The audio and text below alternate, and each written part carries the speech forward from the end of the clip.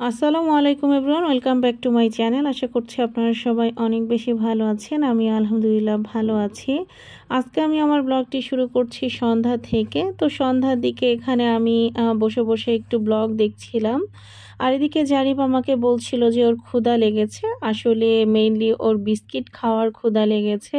আসলে জারিফ একটু আগেই নাস্তা করেছে, কিন্তু সে বিস্কিট খাওয়ার জন্য বারবার বলছিল যে তার ক্ষুধা লেগেছে। তো কি আর করার, বিস্কিট এনে দিলাম, বসে বসে খাচ্ছে সে এখন।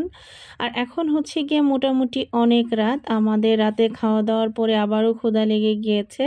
তো এখানে আমি আর জারিফের বাবা দুজন দুইটা করে ডিম পোচ করে খাচ্ছিলাম। আর এটা কিন্তু দেশি মুরগির ডিম, একদমই ছোট সাইজের হয়, তাই দুজন দুইটা করে খেয়েছি।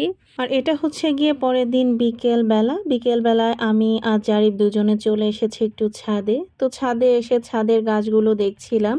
তো এখানে আমি এই মরিচ গাছগুলো লাগিয়েছি রিসেন্টলি, আর মরিচও ধরেছে দু একটা করে। তো এটা দেখতে খুবই ভালো লাগছিল, মাশাল্লাহ বলতে কিন্তু কেউ ভুলবেন না। আর এদিকে আমার টমেটো গাছেও টমেটো ধরা শুরু করে দিয়েছে, দেখতেই পাচ্ছেন একটা দুইটা করে টমেটো ধরেছে গাছে। তো খুবই ভালো লাগছিল দেখতে, মাশাল্লাহ।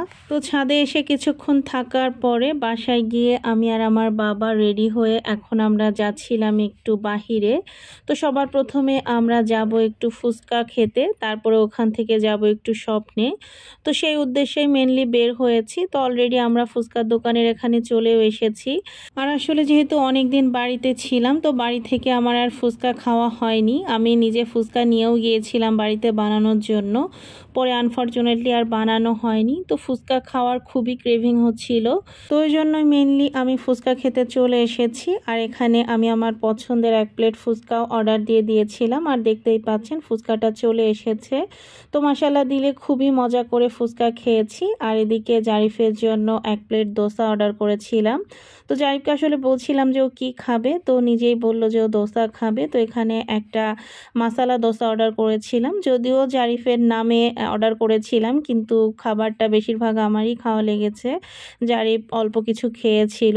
তো ছোট মানুষ তো খুব বেশি এই ধরনের খাবার তো আসলে ওরকমভাবে খেতেও পারে না, যতটুকু পেরেছে খেয়েছে আলহামদুলিল্লাহ।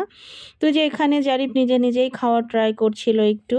তো ওখান থেকে খাওয়া দাওয়া হয়ে গেলে এখন আমরা চলে এসেছি স্বপ্নে। আর আজকে স্বপ্নে আসার আমার মেন কারণ হচ্ছে গিয়ে আমি আজকে স্বপ্নে সেই ভাইরাল বাজার করতে এসেছি।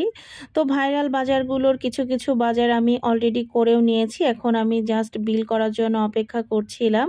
তো সেগুলো আপনাদেরকে আমি বাসায় গিয়ে দেখাবো। আর এখানে জারিফ একটা জুস খেয়ে নিচ্ছিল, কারণ ওখানে দোসা খাওয়ার পরে ও আর কোনো পানীয় জাতীয় কিছু খায়নি। আর আমার কাছে আজকের স্বপ্নের একটা জিনিস খুবই বিরক্ত লেগেছে, যেটা না বললেই নয়। সেটা হচ্ছে গিয়ে ওনারা প্রত্যেকটা বাজার এরকম কাগজের প্যাকেটে করে দিয়েছিল। তো আমার বাজার মোটামুটি বেশ কয়েকটাই হয়েছিল, তারপরও তারা বড় একটা কাগজের প্যাকেটে দিয়েছিল। তো সেটা দিয়ে আমার বাসায় এগুলো আনতে খুবই কষ্ট হচ্ছিল। ওনারা একটা নেট ব্যাগও ব্যবহার করেনি, ওনারা বলছিল ওনারা নাকি নেট ব্যবহার করে না। আর শপিং ব্যাগের কথা বলছিল যে কিনে নিতে হবে, তো সেটা আসলে আগে জানলে আমি কিনেই নিতাম, পরে আসলে বিল করা আবার ঝামেলা, ওই জন্য আর কিনিনি। আর এখানে আমি স্বপ্নের ভাইরাল বাজারের মধ্যে দুইটা আইটেম কিনেছি, একটা ছিল মাংসের আর একটা ছিল মাছের।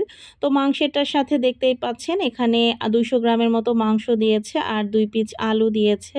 আর মাছের আইটেমের সাথে ছিল 3 পিস ইলিশ মাছ, একটা টমেটো, 3টা পেঁয়াজ, অল্প কিছু ধনিয়া পাতা আর 5টা কাঁচা মরিচ। আর ওনারা মাছের এই প্যাকেজের দাম রেখেছিল 140 টাকা, আর মাংসের প্যাকেজের দাম রেখেছিল 160 টাকা। তো প্রাইস অনুযায়ী দুইটা প্যাকেজই আমার কাছে খুব ভালো লেগেছে। আপনাদের কাছে কেমন লেগেছে অবশ্যই কিন্তু কমেন্টস করে জানাতে ভুলবেন না। আর ইনশাআল্লাহ নেক্সট ব্লগে আপনারা এই দুইটা প্যাকেজের রেসিপি দেখতে পারবেন। তো আজকের ভিডিওটা এই পর্যন্ত। সবাই ভালো থাকবেন, সুস্থ থাকবেন, আমাদের জন্য দোয়া করবেন। আল্লাহ হাফেজ।